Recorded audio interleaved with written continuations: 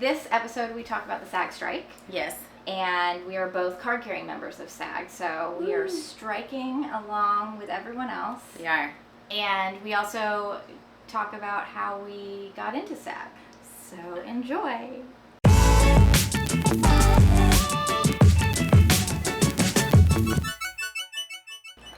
So we're officially on strike. Strike, strike, strike, strike, strike, strike. I don't want to say really excited because that sounds awful. Sounds awful. Yeah. But I'm really excited. Yeah, me too. I think like I think it's like important to like have this like solidarity. Yeah, I agree. I think that the camaraderie, I think the writers and the actors coming together. Yeah.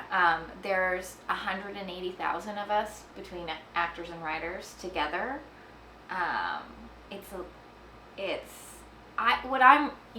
Why I think excited is the right term a little bit is because I think it's a huge movement for just all labor unions. Mm-hmm. But yeah, I think we see in pretty much, I mean, you could name any industry, and the growing disparity between the CEOs and the working class. Yeah. And I think, for people who don't understand the industry at all, or haven't worked in it, or aren't a part of it, and just maybe see it as, a show that they watch, a film, a movie, they might think, what do the actors need to strike for? They're all millionaires. And yes. That is not the case. And when you talk about what WGA and SAG are asking for, it's like, I heard a statistic that the first week of the WGA strike cost more for the studios than what WGA was asking for. Like, they're just being pricks. Yeah. They're just trying to like make it so that you make less money than you would. Like, it's not even trying to like not give us a raise. It's trying to squeeze us for more money.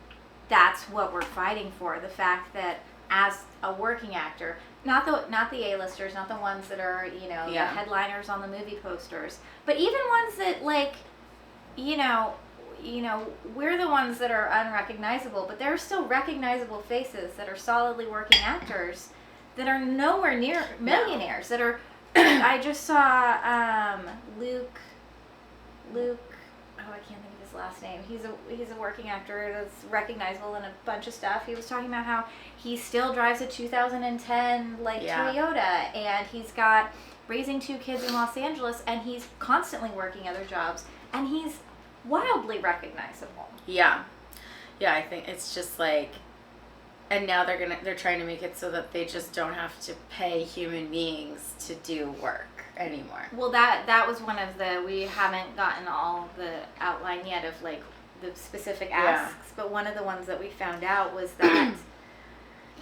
that we're trying to get a handle on AI and protect our asset, which is our self, our voice, our likeness, our photos, our videos. So that's a big thing with AI growing and changing as fast as it is. Within a few years, the capabilities are going to be mind-blowing. We don't even know yet. Yeah, it's kind of scary. And one of the things that the AMPTP proposed was that they could hire a background actor, pay them for 1 day's work, in that day scan their likeness, and then be able to use them in anything that they want. We've seen a lot of like shifts, micro shifts in the industry with Time Out, Me Too, and... Did you say micro shifts? Yes. Yeah, no, definitely. It's not as all-encompassing as you would think if you weren't in it, seeing it like day to day, like, because you see like the hashtags and the like movement and social media and stuff, and it seems like, oh, everything's going to be different now.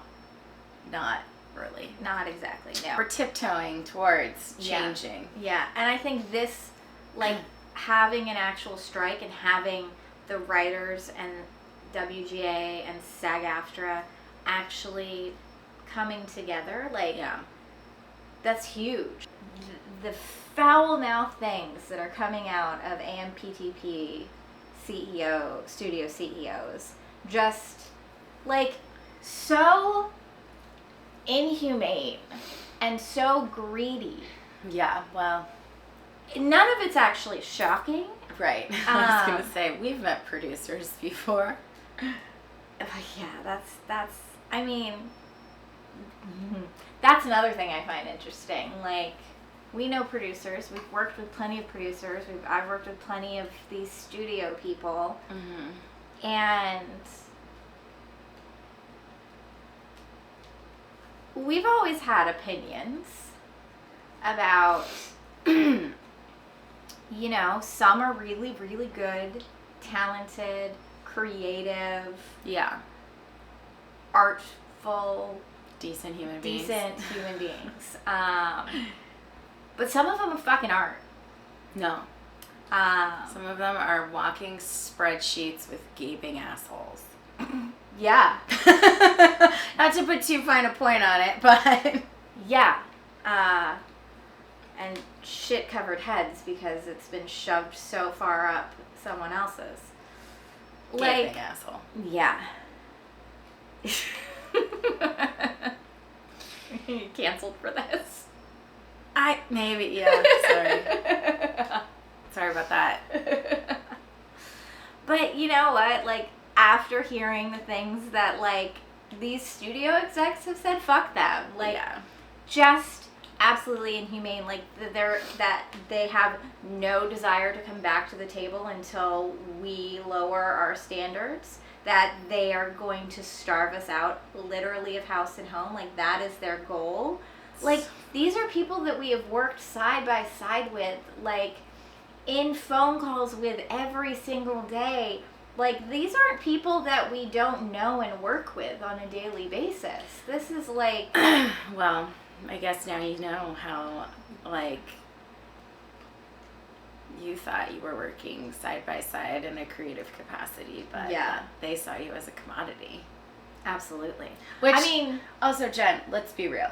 We were already canceled because we're women over 30 years old. We've reached our expiration date. Yeah. Who don't have name recognition. So yeah, exactly. We're fucked if we don't do it ourselves anyway. I feel like now that, like, the movie stars are striking and you're not going to be able to, like, see them at, like, the conventions or, like, the panels or the screenings or, like, the red carpets or the Emmy. But now, like, real people are going to start noticing and, like, feeling it. We just all lived through quarantine together where we all got by with television and movie shows. Like, we bonded over so many different shows and moments because we were all stuck at home watching the same things. And so I feel like coming off of that, like, the general population is really is invested in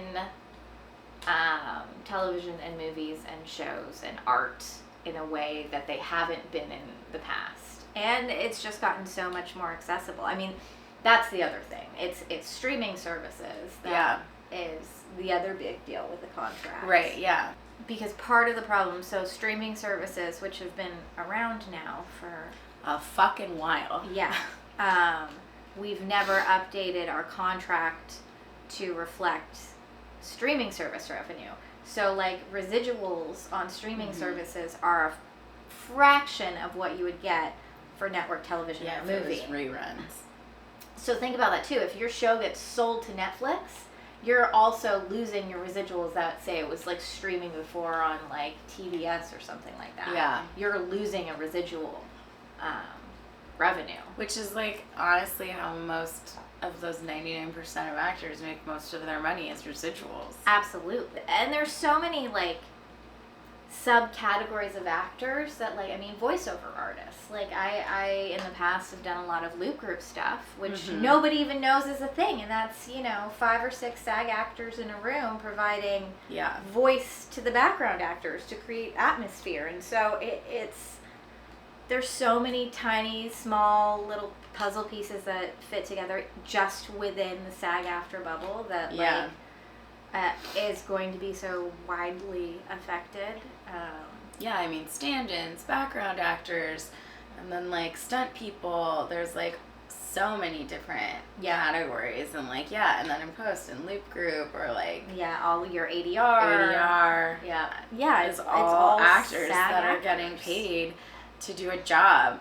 And just one more thing to say about the whole friggin' AI thing. It's like, can we maybe use it to like I just watched this docu-series on the Zodiac killer and how is it one person or was it more than one person, and like they used AI and like some weird linguistic genome thing, I don't know,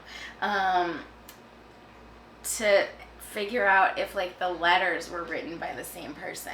Oh, yeah, what? And I'm like, that's something I can get behind. Yeah. Like AI being used to potentially solve a murder that's been unsolved for 50 years. That seems like a good use of this fantastic use. Crazy ass technology. Yeah, it's getting rid of like my job.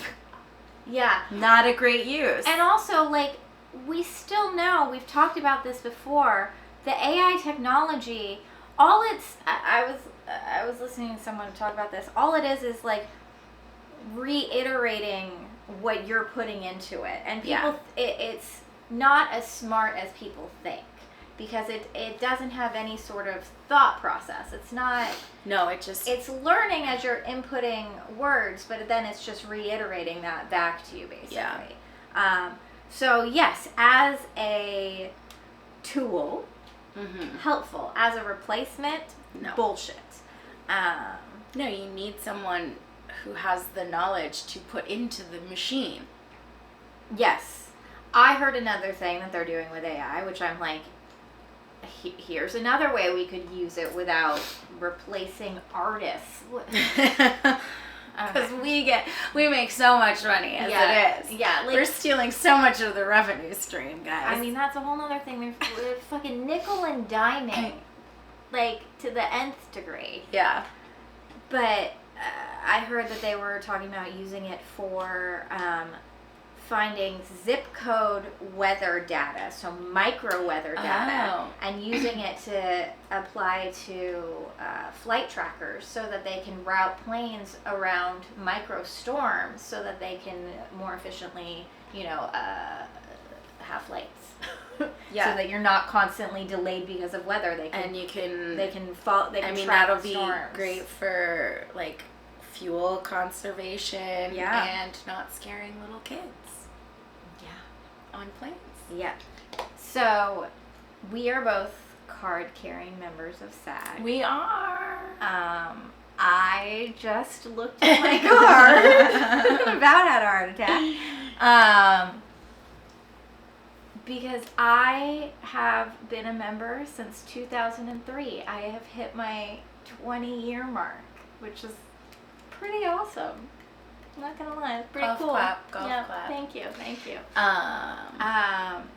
So I got my SAG card by doing background work.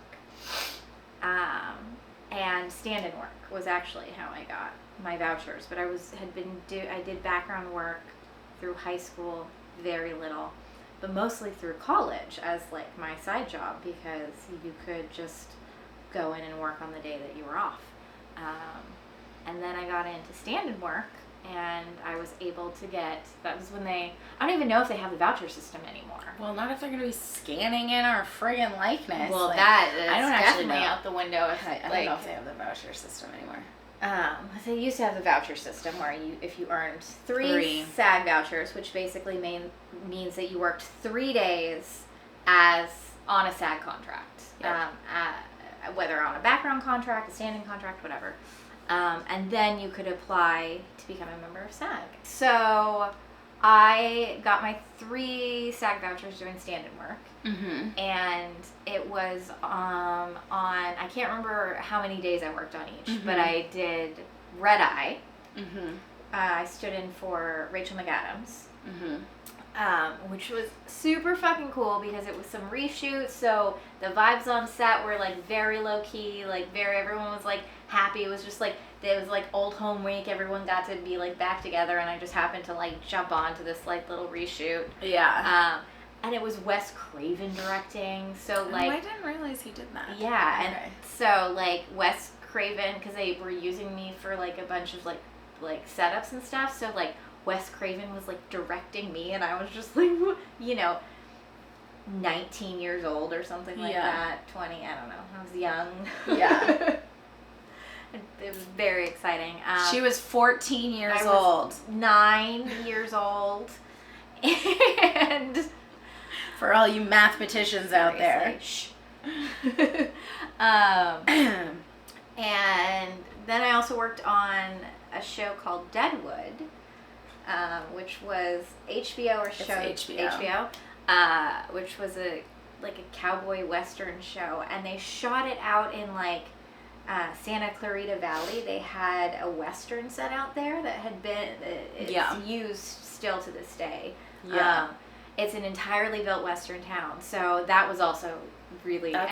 Any period piece like that is so much fun because it's just like you get to step back in time. Yeah. And so I just did general stand-in work on that. When they have a lot of actors and a lot of day players, they just call in however many stand-ins they need for the day. But yeah, that's how I got my 3 vouchers way back in 2003. Crazy. Early aughts. Whew. Wow. I guess it's kind of interesting just because I got mine in 2014. And so just like the difference in, because I also did it through vouchers, but how fast things changed. Because the way I got mine, by the time I was doing it, it was really hard to get vouchers on a SAG set, like nearly impossible. Yeah. And, but new media was a new thing. They had just come out with the SAG new media contract. So if people had a web series that they wanted to do like legitimately, they could sign up for a SAG contract. And one of the ways they were incentivizing people to do their web series or new media with the new media contract was they gave you an unlimited number of vouchers. Mm-hmm. So that's how I got mine. I got my 3 vouchers on this web series. That was actually like, because I'd done like some like background work trying to get them for like, movie of the week movies and like some Lifetime movies and shit like that. But had just never gotten one. Because they give out at that point they were giving out like 10. Yeah, they were always like notoriously like coveted and very very hard. It just like they had gotten so stingy. Yeah. It just got worse and worse. And so I ended up not getting one on like any of the bigger, which not that big, but bigger projects that I'd worked on. And so I finally found like a web series that was going to do it and that was going to give out vouchers for everybody. And I had a job at a production company during the day and it was night shoots. And so I didn't sleep for 3 days to get my vouchers because I did. And I would like have like 2 hours between each job. And I remember on like the 3rd day going into my job at the production company and they wanted to send me on a run, like to drive and go get something. And I was like, I really feel like maybe today I shouldn't be driving so much. And I told my boss like what I'd been doing and she was like, go home immediately. Like, how are you alive? And I'm like, lots of coffee. So much coffee. And I'm basically still a teenager. Yeah, I was a little bit older. I think I was like 23 or 24 when I got mine. 23, because it was right. Well, so I became eligible before I moved to New York. Right. And then I stayed cut, because if you're SAG eligible, you can do non-union or union projects. And then I actually bit the bullet and got my card when we produced our web series. Right. That was when I finally signed up for it, because we did it as a SAG project. Because we did it as a SAG project. And we also helped get some people into SAG through our project. We did. Who are active picketing members now. Yeah. which is pretty awesome. Totally. I think it's pretty awesome that SAG is, like, look, everything has good and bad, but SAG has just, every time I've worked with them, like, as, essentially a producer, but not in the AMPTP sort of we producing. Are very, very independent producers. Yeah, who produce solely as a means to anything that we're passionate about, really. Yeah. Any script, mostly things that we've written. Mostly. And then direct. But what I really love about SAG is that they are, there can be a lot of paperwork involved. There is a lot of paperwork especially when you're independently trying to do it yourself and you don't have, a department or a studio behind you with a big budget, so you do it all yourself. But they, like, you can call them during office hours. There's always somebody available to take your call and walk you through the process. If you screw anything up, it's not like the end of the world. They help you fix it. They help you fix it. They help you, like, rectify the situation. There's no ego involved. There's no attitude. They just are, in the capacity that I've worked with them, both as an actor and as an actor producing their own content, really hands-on and available, which is pretty awesome for a union. They want you to use them and, like, their people. Absolutely. So, they make it as they help you as much as they can, and they make it as easy as possible. I mean, it's also just, like, an interesting dichotomy between, like, SAG that's, like, actually trying to, like, make it so that independent producers will actually use them, and having been that SAG person, the one singular SAG person on a feature film before. Like, it is a lot of work and it is hard, but you can do it and they help you. Whereas you see, like, the changes that AMPTP, I always forget a letter, but I got it this time. The changes that, like, they just don't want to make, like, it accessible for anybody. Yeah. It's like a stark contrast. Absolutely. And just, I mean, and now that we're hearing some of the bullshit that's coming out of AMPTP's mouth, where there's just, like, a complete lack of humanity and just utter greed. It's gross. It's really gross. It's disgusting. Yeah, it's disgusting. The other thing I wanted to bring up is that SAG is working right now to allow independent producers and independent production companies that are in no way associated with AMPTP are making movies. Because those are the movies that, for the most part, are maybe going to get sold and picked up later, but are probably going to run the festival circuit. So they don't. This is the kind of work that we've been doing. They don't have a studio attached. They don't have distribution, but they have a story that they really want to tell, and people that really want to work and help them tell that story in a creative capacity. And then there are film festivals all across the world, really, where you can share your movie at the end, share your television show, share your short film. And SAG right now, I read, is kind of working so that those sorts of projects can still continue to work. I think that just speaks to the difference between the art and the business. And the business is just all about the bottom dollar now, and they don't care about the art at all. The business side has just totally just taken the art side out at the knees. I was reading this article and it was like the real thing that's been, like, taken out at the knees isn't, like, the, like, indie like pseudo indie, like, potentially award winning movies. They'll make those for the prestige and they'll make the big tentpoles, but that, like, mid-range of movies, like the mid-budget, like, rom-com, or like that was, like, the height of all movies in, like, the early aughts. Yeah, like, all those movies that we grew up with, like, and especially ones that are, like, geared towards women, or, you know, minorities or, you know, LGBTQ, like all of those movies that are kind of that mid-budget are just gutted now because you're not going to win awards and you're not going to make as much money. Yeah. So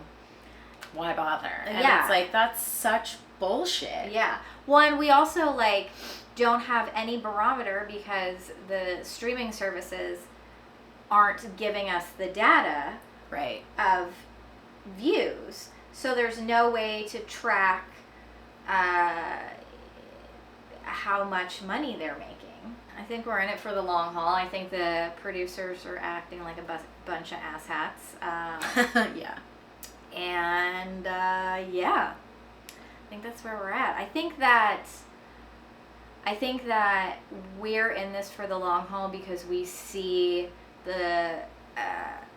and our president, Fran Drescher, has spoke to this, that WGA and SAG-AFTRA sees the bigger picture, and sees this as a labor movement, and a workers movement more than anything, and I think that's pretty awesome.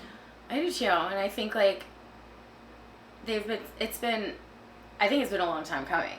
I think like slowly the industry, like honestly, like I love streaming. I think it offers like a lot of opportunities for people and like a lot more jobs than it like takes away, but also it's really, really shifted the industry and how like you can make money in that mid like range that used to be like a much more feasible option. Yeah.